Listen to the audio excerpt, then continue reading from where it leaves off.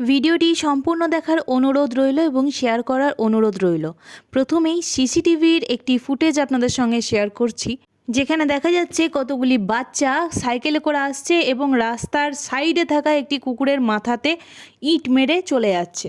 ঘটনাটি ঘটেছে সিউড়ি হার্জেন বাজারে। কাকু তৎক্ষণাৎ কুকুরটিকে আমাদের কাছে নিয়ে আসে, কিন্তু সেই মুহূর্তেই সেই পরিস্থিতিটি কি হয়েছিল জানেন? কুকুরটির মাথা বরাবর ইটের আঘাত লাগে এবং নাক দিয়ে এবং মুখ দিয়ে ব্লিডিং হতে থাকে। সে সোজাভাবে দাঁড়াতে পারছিল না, সে লাঠিয়ে লাঠিয়ে ড্রেনের মধ্যেই পড়ে যাচ্ছিল। আচ্ছা, যখন মানুষের ওপর কোনো কুকুর, রাস্তার কুকুর অ্যাটাক করে তখন সেটা নিয়ে খুব মাতামাতি হয়, কিন্তু কেউ কখনো জানার চেষ্টাও করে না যে সেই রাস্তার কুকুরটির ওপর আগে কোনো অত্যাচার হয়েছে কিনা এবং মানুষের দ্বারাই অত্যাচারিত হয়েছে কিনা বা সেই মানুষটি অত্যাচার করেছে কিনা। কারণ জানার প্রয়োজন নেই না, আমরা তো গোটা পৃথিবীর মালিক, আমরা মানুষ, আমরা সর্বশ্রেষ্ঠ।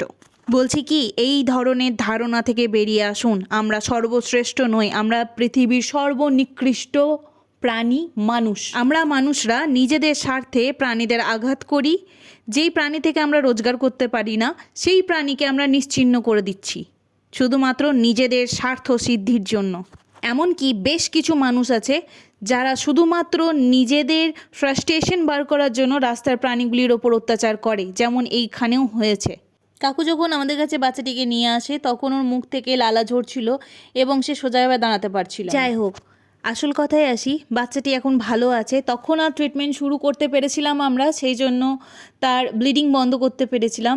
বর্তমানে বাচ্চাটি খাওয়া দাওয়া শুরু করেছে, হাঁটাচলা করছে, ভালো আছে বাচ্চাটি। আর রইল স্টেপ নেওয়ার ব্যাপারে, অবশ্যই আমরা স্টেপ নেব এই অন্যায়ের বিরুদ্ধে। পাশে থাকার অনুরোধ রইল, আশীর্বাদ করবেন আপনাদের সাহায্য নিয়েই যেন এইভাবেই রাস্তার অসহায় প্রাণীগুলির জন্য আমরা লড়াই চালিয়ে যেতে পারি এবং মানুষের মনে ওদের প্রতি অনুভূতি, ওদের প্রতি ভালোবাসার সঞ্চার করতে পারি। ধন্যবাদ আপনাদের সকলকে আমাদের পাশে থাকার জন্য।